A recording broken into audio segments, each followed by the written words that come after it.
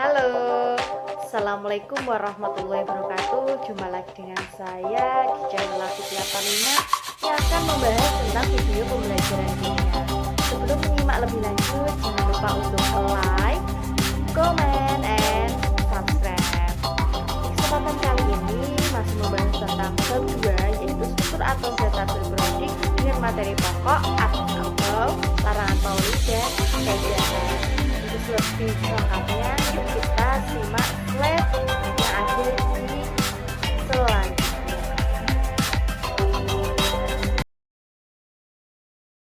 Kalian bisa menyimak slide PPT yang ada di samping, yaitu kita masih masuk di bab 2 struktur atom dan tabel periodik dengan KD 3.3, yaitu memahami cara penulisan konfigurasi elektron dan pola konfigurasi elektron terluar untuk setiap golongan dalam tabel periodik dengan materi pokok, asas Aubau, larangan Pauli, dan kaidah. Nanti kita akan bahas tuntas ketiga asas, larangan maupun kaidah tersebut. Kemudian di situ kalian bisa baca ya, ada warning. Untuk masuk materi ini, kalian wajib mempunyai SPU, sistem periodik unsur atau tabel periodik unsur. Sebenarnya ini sudah saya ingatkan bahwa di pertemuan awal di dalam materi kimia kalian itu wajib dan harus punya yang namanya SPU. Terlebih kita sudah masuk di struktur atom dan konfigurasi elektron. Jadi kalau misalkan kalian belum punya, kalian bisa download referensi di internet. Kemudian kita masuk konfigurasi elektron. Pengertian dari konfigurasi elektron itu apa? Nah, kita bisa simak bareng-bareng di situ susunan, penyebaran, pengisian elektron-elektron dalam. Seperti yang telah dibahas, di dalam atom terdapat partikel subatomik, neutron, dan proton yang terdapat pada inti atom, dan elektron yang bergerak mengelilingi inti atom tersebut pada kulit-kulit elektron level-level energi tertentu. Ya. Nah, ini ada aturan penentuan konfigurasi elektron berdasarkan orbital, terbagi menjadi 3, ada asas Aubau, kemudian larangan Pauli, dan kaidahan. Kita simak yang pertama terlebih dahulu. Nah, di situ ada asas Aubau. Elektron yang menempati orbital-orbital itu dimulai dari tingkat energi yang rendah, dimulai dari 1s, 2s, 2p, dan seterusnya. Seperti urutan subkulit. Di situ ada tabel. Kita tahu bahwa subkulit itu ada S, ada P, ada D, dan F. Sebenarnya itu ada lebih, bisa lebih. Tapi untuk di tingkat SMA cukup kita pelajari keempat subkulit, ada S, P, dan F, di mana masing-masing subkulit itu memiliki elektron maksimal, yaitu S diisi oleh elektron sebanyak 2, P-nya itu ada 6, D itu 10, dan F itu 14. Nah, di dalam penulisannya bisa disimak seperti itu. Itu bukan pangkat ya, itu menunjukkan elektronnya, cuma diletaknya itu di atas seperti pangkat, tapi itu bukan pangkat ya. Nah, cara penulisannya seperti apa? Kalian bisa simak gambar yang ada di sampingnya itu. Ya, itu adalah suatu hasil ya. Kalau misalkan bagaimana kok bisa seperti itu? Bisa disimak di video. Nah, oret-oretan saya di video selanjutnya ini. Check it out.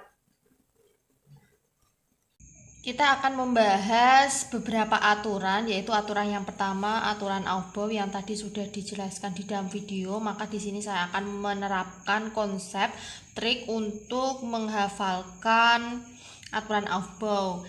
Jadi aturan Aubau itu adalah konfigurasi elektron berdasarkan tingkat energi. Ada beberapa subkulit yang kalian harus hafalkan. Nah, kita tahu bahwa subkulit itu tadi ada 4, yaitu ada subkulit S, ada subkulit P, dan D, dan F. Jadi kita mulai dari subkulit yang pertama, yaitu subkulit S, itu dimulai di nomor 1. Kita bisa ditulis 1S, kemudian dilanjutkan 2S, 3S, 4S, 5S, 6S, 7S. Sebenarnya kita bisa melanjutkan sampai seterusnya, tapi kita cukup menuliskan sampai 7 saja. Kemudian habis itu dilanjutkan subkulit P dan dimulai di nomor 2. Kita bisa menulisnya 2P, 3P, 4P, 5P, 6P, 7P. Setelah subkulit P sudah, maka kita bisa melanjutkan ke subkulit selanjutnya yaitu D, dan D itu dimulai di nomor 3. Maka kita bisa menuliskan di selanjutnya yaitu 3D, 4D, kemudian 5D, 6D, 7D. Setelah D, maka kita bisa melanjutkan di subkulit F. F itu dimulai di nomor 4F, 5F, 6F, 7F. Nah, setelah kita menuliskan subkulitnya, maka kita bisa menuliskan jumlah elektron, yaitu kita bisa menuliskan di atasnya. S itu maksimal diisi oleh 2 elektron, 2. Nah, kemudian dilanjutkan subkulit P dengan maksimal elektron 6. Kemudian D itu maksimal 10. F 14. Nah, setelah kita menggambarkan seperti ini, kita bisa menuliskan arah panah ya. Arah panahnya dari mulai terkecil hingga yang terbesar. Nah, arah panahnya itu berarti menandakan bahwa energinya dari terkecil hingga yang terbesar.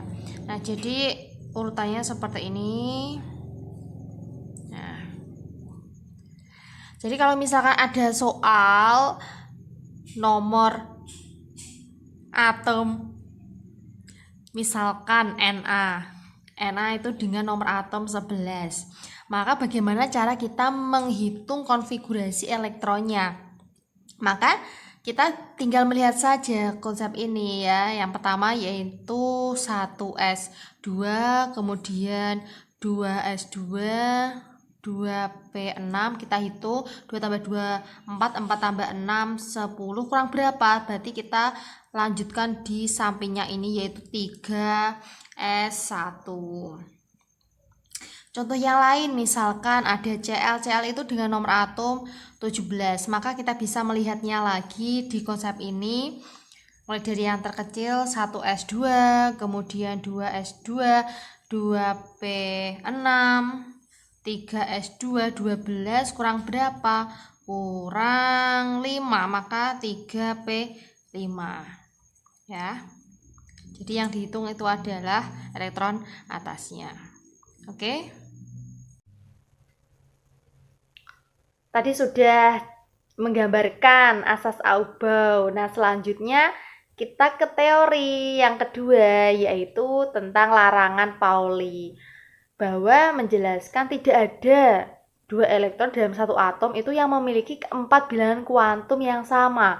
Setiap orbital maksimum diisi oleh 2 elektron yang memiliki spin yang berlawanan. Untuk menyimak bagaimana sih larangan Pauli itu di dalam menuliskan konfigurasi elektron, bisa disimak di video ini. Sudah dijelaskan tadi di dalam video slide bahwa larangan Pauli yaitu menyatakan bahwa tidak ada 2 elektron dalam satu atom yang boleh mempunyai keempat bilangan kuantum yang sama. Sebenarnya bilangan kuantum itu belum dijelaskan di materi pokok ini, tapi di sini saya sedikit menyinggung terkait bilangan kuantum. Jadi bilangan kuantum itu terdiri dari 4 bilangan kuantum. Ada 4, ada bilangan kuantum utama disimbolkan dengan N, kemudian bilangan kuantum azimut yaitu L, kemudian bilangan kuantum magnetik M, dan bilangan kuantum spin atau disingkat S. Jadi kalau misalkan kita mencontohkan konfigurasi dari Na dengan nomor atom 11, maka tadi konfigurasinya apa? 1s2, 2s2, 2p6, dan 3s1. Maka masing-masing ini kita bisa mencari n-nya. N itu adalah nomor yang menempel pada subkulit. Misalkan ini adalah n-nya sama dengan 1, ini n-nya sama dengan 2, n-nya sama dengan 2, kemudian ini n-nya sama dengan 3. Kemudian L itu adalah nilai dari subkulit. Kita tahu subkulit itu ada S, ada P, ada D, dan ada F. Di mana subkulit S itu memiliki nomor 0, P itu 1, D itu 2, F itu 3. Jadi kalau misalkan ini berarti L-nya berapa? L-nya 0, L-nya 0, L-nya 1, kemudian ini L-nya sama dengan 0, tergantung dengan subkulitnya. Kemudian yang ketiga adalah bilangan kuantum magnetik. Nah, magnetik ini berkaitan dengan diagram. Kalau diagramnya S itu cukup 1 kotak, kalau P itu ada 3 kotak. Kemudian yang D itu ada 5, 1, 2, 3, 4, 5. Kemudian F itu ada 7, 2, 3, 4, 5, 6, 7. Oh, bisa seperti itu karena kita tahu bahwa S itu memiliki elektron 2. Kita tahu bahwa jumlah elektron dari masing-masing subkulit S itu 2, maka 2 itu mewakili satu diagram. P itu memiliki 6 elektron, maka masing-masing satu diagram diisi 2, maka 3 diagram. D ada 10, maka masing-masing diisi 2, cukup 5. F yaitu ada 7. Jadi masing-masing ini itu nanti diisi oleh elektron. Diisi oleh elektron, nanti ada kaitannya dengan spin. Elektron yang searah jarum jam itu bernilai positif setengah, yang berlawanan arah jarum jam itu min setengah. Jadi kalau misalkan kita mencari N-nya, L, M, dan S-nya tidak ada nilai yang sama meskipun N, L, M-nya itu sama dan S-nya itu pasti berbeda. Yang ketiga yaitu kaidahan. Berdasarkan kaidahan, pengisian orbital-orbital dari satu subkulit mula-mula itu elektron menempati orbital sendiri-sendiri dengan spin paralel baru berpasangan. Jadi untuk kaidahan di dalam pengisian orbital-orbital, diagram-diagram itu cara mengisikannya setengah penuh terlebih dahulu, kemudian baru kembali ke awal. Ya. Prosesnya bagaimana sudah saya siapkan di video selanjutnya. Kita masih melanjutkan berkaitan dengan konfigurasi elektron dan diagram orbital, yaitu yang ketiga tentang kaidahan. Berdasarkan kaidahan, pengisian orbital-orbital dari satu subkulit mula-mula elektron yang menempati orbital sendiri-sendiri dengan spin paralel baru berpasangan. Jadi cara pengisiannya, kalau dari konfigurasi ini, misalkan saya tulis di sini lagi 11 1s2, 2s2, 2p6, 3s1, maka cara pengisiannya diagram orbital itu harus setengah terlebih dahulu, baru itu mulai dari yang ke depan. Misalkan ini berarti 2. Nah, ini 2, kemudian P itu tadi ada 6. Cara pengisiannya yaitu dari setengah terlebih dahulu terpenuhi. Perhatikan ya cara pengisiannya, mula-mula dari 1, 2, 3, habis itu kembali lagi ya, 4, 5, 6. Nah, jadi cara pengisiannya setengah penuh dulu, baru kemudian kembali ke awalnya.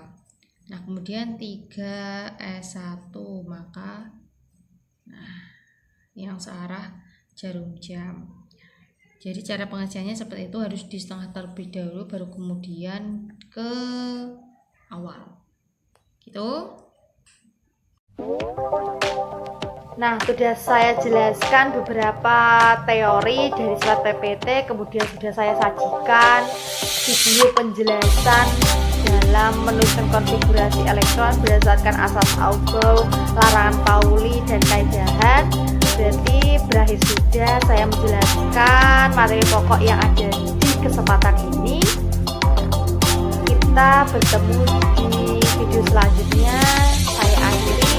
Wassalamualaikum warahmatullahi wabarakatuh.